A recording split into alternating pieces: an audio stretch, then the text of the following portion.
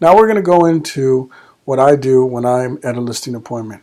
I like to figure out what's the motivation of a seller and what's their current carrying costs. The reason I do that is because that's going to affect the value.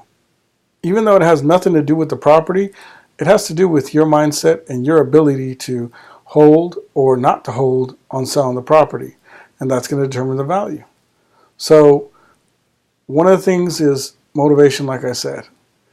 If you need to be somewhere in 2 weeks and you need to make sure that everything's done and gone, then you might need to take a lower offer from an investor, a cash buyer, and go with that. If you have time to spare, you might decide to put up the price at the top of the market and go from there. It's all going to depend on you. What is your motivation? And when you're trying to figure out the motivation, you got to start figuring out, what is it costing you to have this property every month? If nobody lives in it, are you still having to pay a gardener? Are you still having to do taxes and insurance and whatever it may be that you may not realize is an actual carrying cost? They're carrying costs. Light bill, the cable bill, even if you only have one of each, those are all carrying costs that you want to take into consideration when you're reviewing an offer. If you get an offer that's $1,000 less than what you were asking, but you know that it costs you $3,000 every month to have this home, then take the offer. It's a no-brainer.